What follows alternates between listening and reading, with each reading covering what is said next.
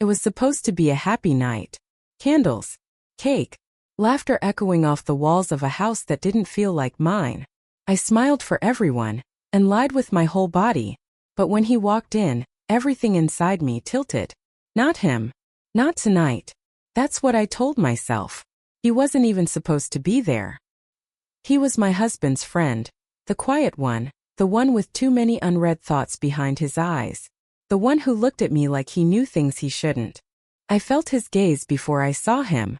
Warm, heavy, lingering like fingertips on silk. I was across the room, opening a bottle of wine I didn't even want, and still, I felt it. Him. The air shifted. Strange, the things you remember. The way his jaw tensed when he saw me. The way his knuckles tightened around the gift bag he brought, late, awkward, unnecessary. The way he didn't smile but his eyes did. I looked away too fast. Laughed too loud. People sang to me. Someone clinked a glass. My husband kissed my cheek. But all I could feel was the hum beneath my skin. Like something was waiting. Later I found the gift he left on the table. A book I'd once said I loved years ago, maybe twice in passing. Wrapped in brown paper. No card. No note. I stood in the hallway with it pressed to my chest, my heart stupidly loud in my ears. And when I turned, he was just there. Close enough that I could smell the cedar in his coat. Close enough that if I moved even an inch, I'd touch him.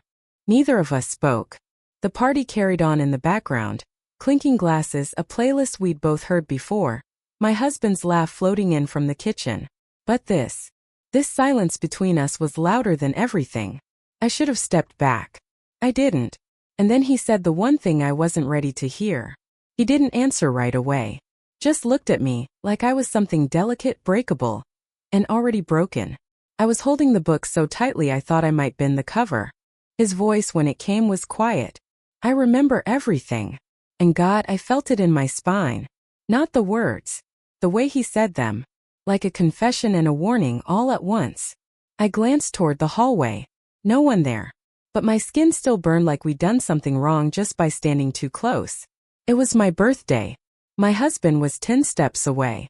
And yet all I wanted was one more second of this silence. One more second of his eyes on mine. I tried to laugh light, casual, dismissive.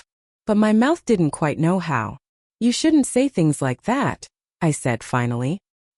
He tilted his head. Why not? And there it was again, that pause. That space between breath and boundary.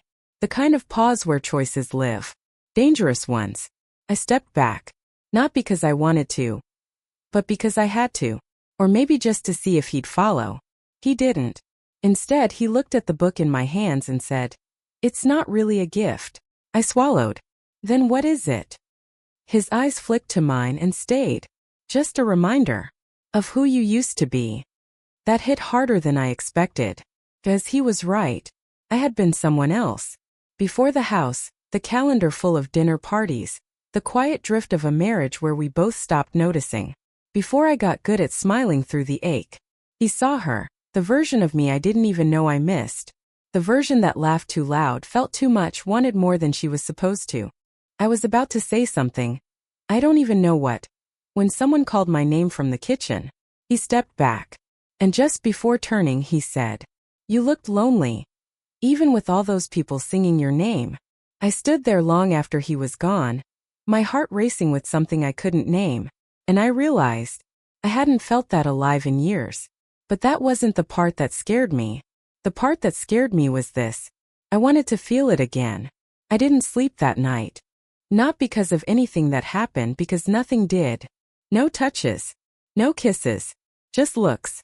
Words. Heat. But it stayed with me.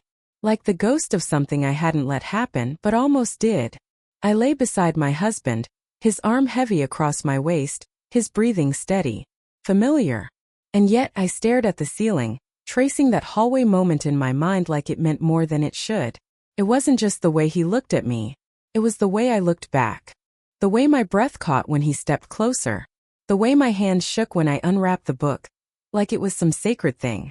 The way my mind filled in every inch of space between us. With things we never said out loud. I kept replaying his voice. You looked lonely. How did he see that? How long had I been showing it without realizing? The next morning I told myself I'd forget it, that birthdays make you dramatic, that I was just tired, overwhelmed, sentimental.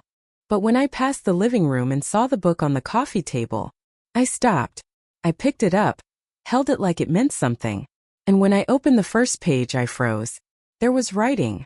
Small. In the top corner. Not a message. Not even his name. Just a date. The night we first met. 3 years ago. My breath hitched. That wasn't an accident. That was intention. Memory. A quiet little seed he'd planted, knowing I'd find it. It was so subtle. So deeply him. Not asking. Not confessing.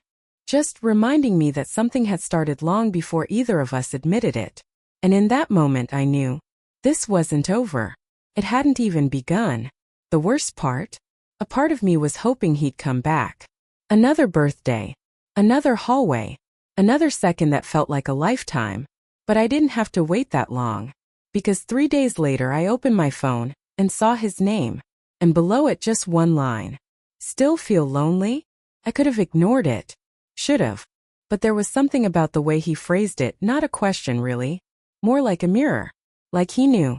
That underneath the perfect weekend photos I just posted, brunch, flowers, my husband's arm around my waist, I was still standing in that hallway, still holding that book, still burning. I didn't answer. I just sat there, heart pounding, phone still glowing in my lap. The message haunted me the rest of the day. While I folded laundry. While I sat in traffic.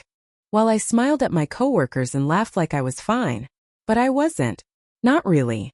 Because every time I closed my eyes I felt him again. Standing just close enough to touch me and choosing not to. Saying things he shouldn't have. Looking at me like I wasn't forgotten. That night after my husband fell asleep with the TV still on, I slipped out of bed.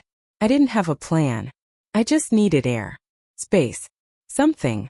I went to the kitchen, poured a glass of water I didn't drink and stood by the window. The house was so quiet, it felt unreal. Like I'd stepped into someone else's life by mistake. And before I could stop myself, I texted him back. Just one word. Yes. I put the phone down like it was dangerous. Like it might burn through the counter. I didn't expect him to answer. Not right away.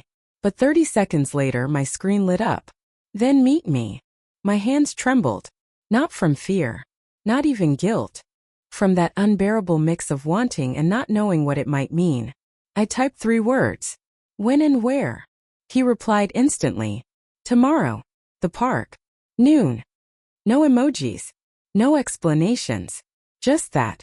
And somehow it was the most intimate message I'd gotten in years. I didn't sleep. Again. Because all I could think about was this. Was I really going to go?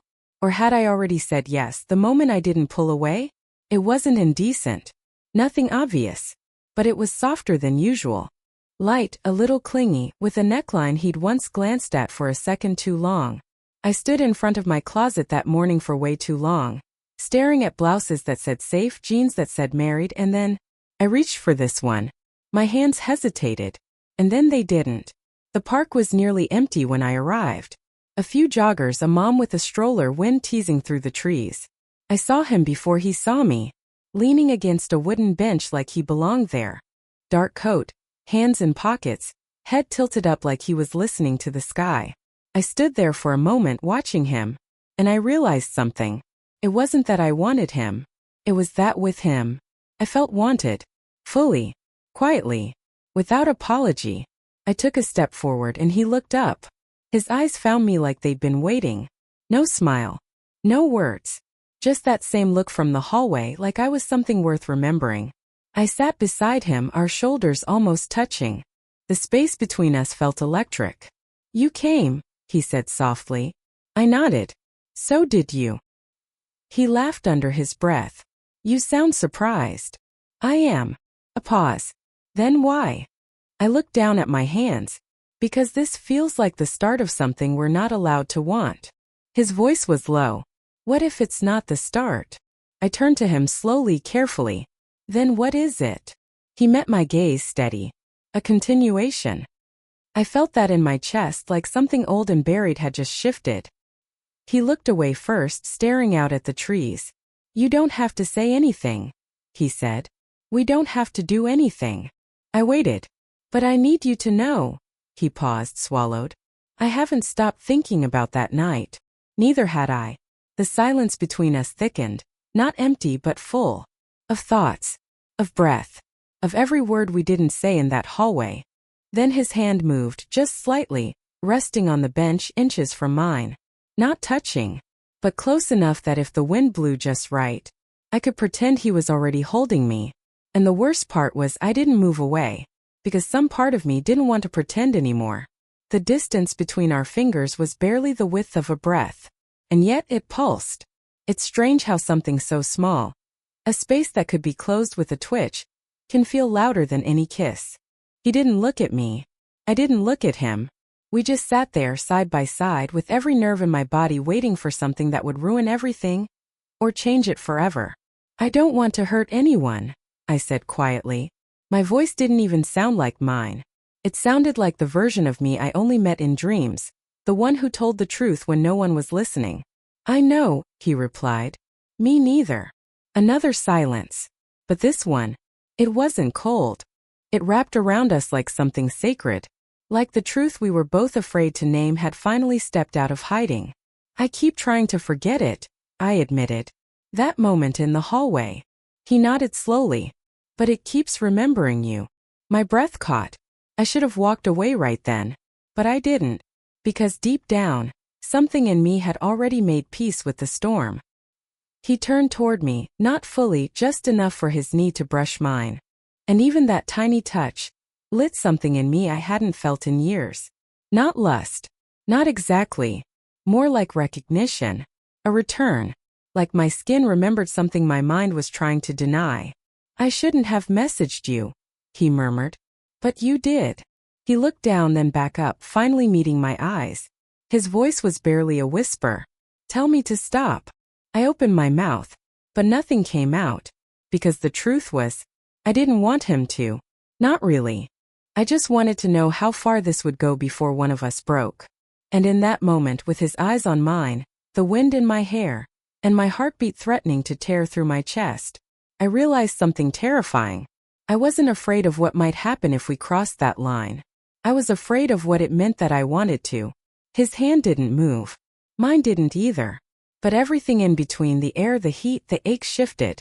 Like the space between us had taken on a weight of its own. I felt it in the back of my throat. In the way I stopped breathing without realizing. In how every thought in my head narrowed down to him. I used to wonder. He began, then stopped. Shook his head. No, I said. Say it. He looked at me like he was peeling back something he'd kept hidden for too long.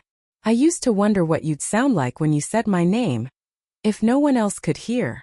The words fell between us like glass. Not sharp. Just fragile. I swallowed hard. And now? He leaned in just slightly. Not close enough to touch, but close enough that I could feel the warmth of his breath. His voice dropped to a low hum. Now I wonder what it would take for you to say it again. My name. That was all. But the way he said it made my whole body pulse. Like he was holding something that didn't belong to him, and doing it carefully. I can't, I started. But I didn't finish. Because he was already shaking his head. You don't have to. I'm not asking. He stood suddenly. The absence of him next to me was immediate, physical. And yet he didn't walk away. Instead, he turned to me, holding out his hand, not to pull me, not to lead. Just offering. A choice. Everything in me screamed to stay sitting. To do the right thing. To go back to the version of myself that didn't start fires she couldn't put out. But the thing is, I didn't take his hand. I stood on my own. And somehow that was worse. Because it meant the choice was mine. And when I stepped forward into that space between us, I knew. This wasn't a slip. It was surrender. And the look in his eyes told me he felt it too. That unbearable, beautiful inevitability. And then he whispered, not into my ear but into the space just behind it. We should go somewhere no one knows your name. I didn't answer. But I followed. We didn't go far. Just a quiet corner of the city, tucked between an old record store and a florist that had closed for the day. No one there. Just us. And the sound of leaves scraping across pavement like secrets being dragged behind us. He didn't touch me. Not yet. He stood across from me, breathing like something inside him was unraveling. Slowly, deliberately, the way you unbutton a memory. I leaned against the wall, heart racing so hard I thought he might hear it. I shouldn't be here, I whispered. He nodded. I know. I don't do this. I know. Silence again. But it wasn't empty. It was full of all the things we'd said without speaking. The hallway. The parked bench. That single word on my screen. Lonely. He took one step closer. Then stopped. I'm not trying to ruin your life, he said softly. I looked up, met his eyes. But what if this is my life? I asked. What if I've just been surviving it? That broke something in him. I saw it. His jaw clenched. His hands flexed. He looked at me like I was made of fire and he didn't care if it burned. Still no touch.